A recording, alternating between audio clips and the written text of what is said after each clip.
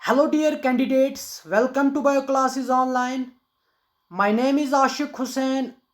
I have qualified CSIR UGC NET in Life Sciences in 2005 and I am teaching Life Sciences from last 15 years. Everyone has a dream during post graduation or after completion of the post graduation to qualify the NET. From last 2-3 weeks, I have received so many messages, even many calls from different candidates from different places. And their question was, sir, give us the tips how to qualify the NET. So I decided to make a video where I am going to give you certain tips. And if you will follow those tips, I assure you that you will qualify the NET in the first attempt. That is my assurance to you people. First of all, I'm going to show you my NET certificate which I have received in 2005. This certificate will boost you. Once you will get boosted, you will work hard. Once you will work hard, you will get success. That is, you will qualify the CSIR NET. So this is the certificate which I have received in 2005. So there are the four important things, very important things to qualify the NET or even any other competitive examination. These four things are patience, dedication, consistency, hard work. You must show the patience towards your studies. You must show the dedication towards your studies. You must show the consistency towards your studies. And last but not least, you must work hard. Once you will work hard, you will definitely get a success. And luck only favors to those people who work hard.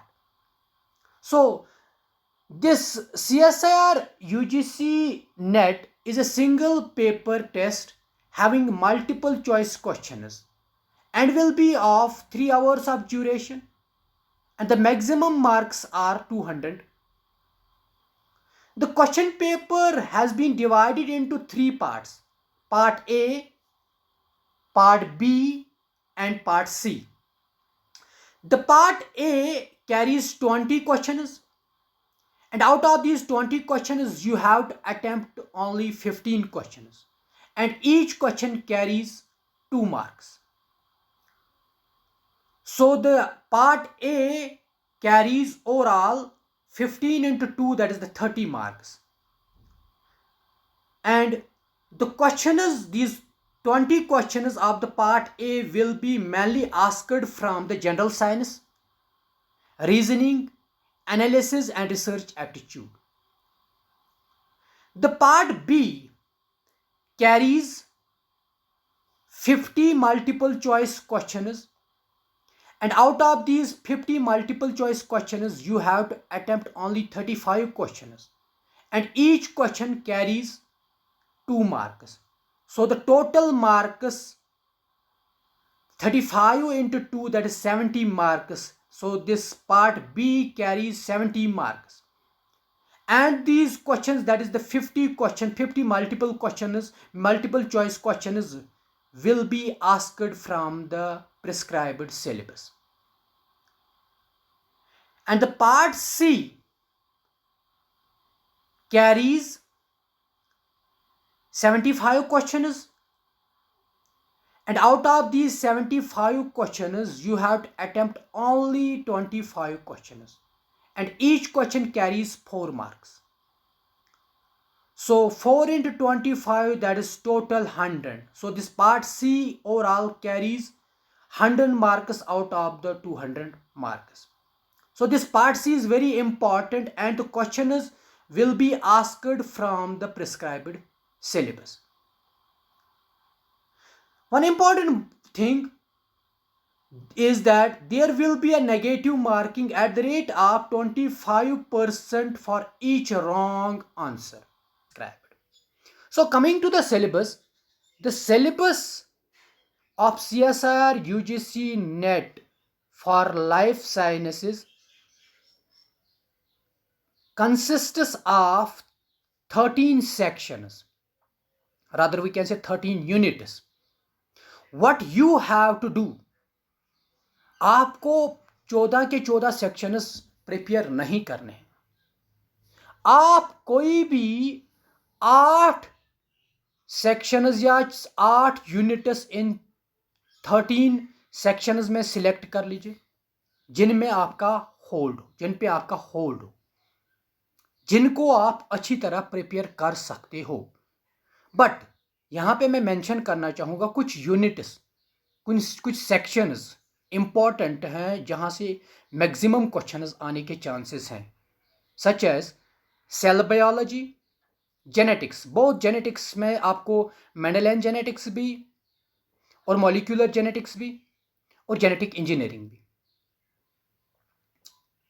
और third immunology, fourth biochemistry, fifth techniques, sixth ecology and seventh evolution. These are the important units, or we can say the topics जहां से maximum questions आने के chances हैं. I will repeat it: cell biology, genetics, immunology, techniques, ecology, evolution and biochemistry. Suppose मेरा जो plant जो taxonomy है वो मेरा वो वीक है, तो मैंने वो प्रिपेयर नहीं किया था। तो आपको क्या करना है, जस्ट सिलेक्ट एटलीस्ट 8 सेक्शंस और units out of the 13 sections और units. Now the most important, अब आपने जब स्टार्ट किया, अब आपकी जर्नी स्टार्ट हो गई, आपने सिलेक्ट किए 8 यूनिट्स। अब आप जो ही आपने किया तो पढ़ना स्टार्ट किया, तो पढ़ना आपको सीक्वेंस में है। ये नहीं है कि आज आपने एक जेनेटिक्स उठाया तो कल आप बायोकेमिस्ट्री उठाओगे, परसों आप और इकोलॉजी पढ़ोगे, नहीं। पहले आप फॉर एग्जांपल सेल बायोलॉजी उठाओगे तो सेल बायोलॉजी को कंप्लीट कर लीजिए। और साथ साथ में आपको क्या करना है, इंपॉर्टेंट, आपको एक नोटबुक मेंटेन करनी है जहां पे आपको इंपॉर्टेंट पॉइंट्स लिखने हैं। जिस नोटबुक पे आप इंपॉर्टेंट पॉइंट जो भी आप पढ़ोगे वो उनको आप उस नोटबुक पे मेंटेन रखो। ये notebook, this notebook will be important once the exam is near, क्योंकि उस टाइम आप पूरे किताबों से रिवाइज नहीं कर सकते हो। उस वक्त आप रिवाइज करोगे जो आप या यहाँ पे एक नोटबुक बनाओगे या 2 या 3 नोटबुक जहाँ पे आप इंपॉर्टेंट पॉइंट्स लिखोगे। So this is the important, very important point. You have to maintain the notebook where you will write down the very important points, so that those important points will be revised at the time of when the examination is near. Next point आपकी जो journey में रहेगी, important point जो मैंने आपको पहले ही बताया, आपके पास 4 चीज़ें होनी चाहिए और 4 चीज़ों में आपका हार्ड वर्क जो है वो इम्पॉर्टेंट है, और लक उसी को फेवर करता है जो हार्ड वर्क करता है। You have to study at least 4 to 5 hours per day. 4 से 5 घंटे आपको किसी भी सूरत में पढ़ना है if you have to qualify the net.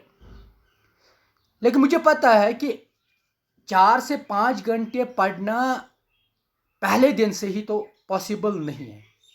Try to make it a habit. पहले दिन 1 घंटा, दूसरे दिन 1.5 घंटा, या ऐसी सीक्वेंस में जाए, so that you will make it a habit in such a way that you will be able to study at least 4 to 5 hours per day. So this is the important point, the second point जो मैंने mention यहां पे किया। Third point, ये journey जो आपकी जो 4 से 5 घंटे अब आप पढ़ रहे हो इन ए सीक्वेंस, पहले सेल बायोलॉजी को कंप्लीट कर लीजिए, फिर जेनेटिक्स को कंप्लीट कर लीजिए, साथ साथ में जो आप इंपॉर्टेंट पॉइंट्स देख रहे हो तो उनको आप नोट डाउन करोगे। When there is 1 month to the examination, ये जर्नी अब रहेगी, आप पढ़ रहे हो up to the examination, but once there is 1 month to the examination, 1 महीना जब एग्जाम को रहेगा, एक बुक लाइए, पाथफाइंडर की लाइए या किसी और पब्लिकेशन की लाइए, मल्टीपल चॉइस क्वेश्चंस की बुक आती है। उस मल्टीपल चॉइस क्वेश्चंस की बुक को अब आप खुद सॉल्व करने की कोशिश कर लीजिए, उन क्वेश्चंस को सॉल्व करने की कोशिश कर लीजिए, और आप देखोगे यहां पे कि there will be certain MCQs which will be wrong in the book. उनको आपको ठीक करना है। जब आप ये सोचो कि ये MCQ गलत है सपोज, तो that means you are prepared. तो आप एक महीना जब एग्जाम को रहेगा तो आप एक MCQ बुक लाइए, लाइफ साइंस नेट के लिए आती है मार्केट से, कोई भी लाइए, पाथफाइंडर की लाइए या किसी और पब्लिकेशन की लाइए, और उससे अब आप स्टार्ट कर लीजिए MCQs को सॉल्व करने। अब इस यहां से आपको पता चलेगा कि how much you are prepared for the examination. So this is one of the point. Next point, जब आप when there are the 10 days to examination, अब आप 10 दिन जब एग्जाम को रहेंगे, 10 दिन जब एग्जाम को रहेंगे तो आपको पहले ही मैंने बताया आपने एक नोटबुक या 2 या 5 नोटबुक्स आपने जहां पे इंपॉर्टेंट पॉइंट्स लिखे हैं, जहां पे आपने वो पॉइंट आउट किए हैं, तो उन पॉइंट्स को अब आप नोटबुक से, क्योंकि इस वक्त जब आपके पास 10 दिन रहते हैं तो 10 दिन में आप हर एक बुक को, क्योंकि नेक्स्ट पार्ट में मैं आपको बता दूंगा कौन कौन सी बुक्स को कंसल्ट करना है, तो उन बुक्स को, हर एक बुक में तो 2-2 हज़ार पेज होते हैं, लेकिन घबराए नहीं, 2-2 हज़ार पेज आपको नहीं पढ़ने हैं, तो उन बुक से तो आप नहीं ढूंढ सकोगे ना हर एक पॉइंट, तो आप को सिर्फ अपनी वो नोटबुक उठानी है और उस नोटबुक से आपको हर एक पॉइंट दिखेगा, आप उसको रिवाइज कर लीजिए। सो when the 10 days remains to the examination, revise whatsoever you have written on the notebook, what the important points you have written on the notebook, revise that. Next is, once when there remains the 1 day, suppose the tomorrow is the examination, what you will do today? जब एक दिन examination को रहेगा तो अब आप क्या करोगे? अगर आपका कल एग्जाम है, आज के शाम को किताबों को बंद कर लीजिए, पढ़ना बंद कर लीजिए, stop reading, stop studying, this is important, you need to relax. Next, on the examination day, what you have to do on the examination day, जब आप कल आपका एग्जाम है, कल सवेरे आप अब जाने की कोशिश कर रहे हो एग्जामिनेशन सेंटर पे, कुछ चीजें आपको साथ लेनी है, उन चीजों को आपको भूलना नहीं है। Water bottle, ball point pen at least 2, pencil, eraser, sharpener, cardboard. देखिए, these things you think that these are not so important, but वहां पे अगर आपके पास पेंसिल नहीं है तो आप दूसरे को मांगोगे, या वहां पे आपको एग्जामिनर तंग भी कर सकता है, फिर आपको अच्छा भी नहीं लगता है कि दूसरे से मांगेंगे, और ये नेशनल लेवल एग्जामिनेशन है। तो जो पहला पॉइंट जो इसमें मैंने बताया, वाटर बोतल, और इस वाटर बोतल में मैंने मेंशन किया है वाटर प्लस ग्लूकोज।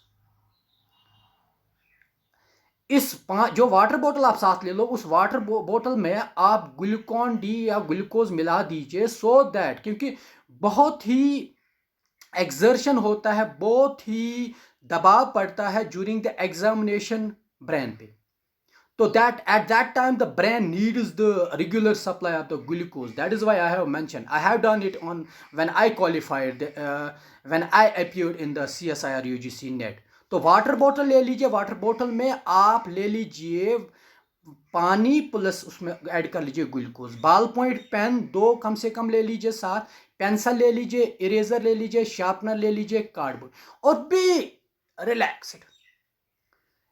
अपने आप को समझ लीजिए ये कि मैं फुली प्रिपेयर हूं। नेक्स्ट आपका on the exam in the examination hall. अब आप एग्जामिनेशन हॉल में क्या, जो ही आपको एग्जामिनेशन हॉल में पहुंच गए, आप बैठ गए, तो हॉल टिकट आपको जो मेंशन मैंने, यानी हॉल टिकट आप डेफिनेटली, जिसको रोल नंबर स्लिप भी कहते हैं, वो भी साथ होनी चाहिए। लेकिन अब आपने एग्जामिनेशन हॉल में पहुंच गए, पहले आराम से बी रिलैक्स्ड, कूल माइंडेड बैठ लीजिए, डीप ब्रेथ ले लीजिए, लंबी सांस ले लीजिए, आराम से बैठिए वहां पे एग्जामिनेशन हॉल में। आपको पहले दिया जाएगा कि जो भी आपका क्वेश्चन पे सॉरी OMR शीट होगा, तो OMR शीट को आप आराम से जो भी डिटेल्स हैं वो फिलअप कर लीजिए, फिल द डिटेल्स प्रॉपरली, आराम से। लेकिन जब आपने भर दिया OMR शीट, तो उसके बाद आपको क्वेश्चन पेपर दिया जाएगा। क्वेश्चन पेपर को आपको कैसे डील करना है, क्वेश्चन पेपर को आप क्वेश्चन 1 से स्टार्ट कर लीजिए फर्स्ट राउंड में, एवरी सेक्शन। तो उसको आप जब पढ़ोगे, जो जो क्वेश्चन आप, फॉर एग्जांपल आपने क्वेश्चन फर्स्ट देखा, तो आपको इस पे 100% श्योर है कि ये इसका आंसर सपोज बी है, mark down the B. Question second जो जब आप पहुंचे, तो उसमें आपको थोड़ा सा डाउट है कि अभी ऐसे ही रख दीजिए क्वेश्चन को, don't attempt the question, because इस एग्जामिनेशन में there is a negative marking at the rate of 0.25 और 25% ईच रॉन्ग क्वेश्चन। सो दूसरा क्वेश्चन अगर आपको नहीं आता है, तो उसको ऐसे ही छोड़ दीजिए, आप go for the second, next, third अगर आपको 100%, और ऐसे ही आप एंड तक जाइए जिस जिस क्वेश्चन पे पहले राउंड में, अब जिस क्वेश्चन में। लेकिन ये कि आप फिर पहले 5 मिनट 10 मिनट पूरे क्वेश्चन पेपर को नजर दे दोगे कि कौन कौन सा क्वेश्चन आप कर सकोगे। No, go for from the first question. पहला क्वेश्चन आता है, राइट डाउन इट। दूसरा क्वेश्चन नहीं आता है, लीव इट एज, ऐसे ही छोड़ दीजिए इसको। थर्ड क्वेश्चन पे जाइए, थर्ड क्वेश्चन भी नहीं आता है तो फोर्थ क्वेश्चन पे जाइए, फोर्थ क्वेश्चन आ जाता तो उसको नोट डाउन कर लीजिए। ये ऐसे रहेगा आपको एंड तक पहला राउंड। ऐसे पहले राउंड में आपको वो क्वेश्चंस करने हैं जिन क्वेश्चंस पे आपको 100% श्योरिटी है कि इसका आंसर ये है।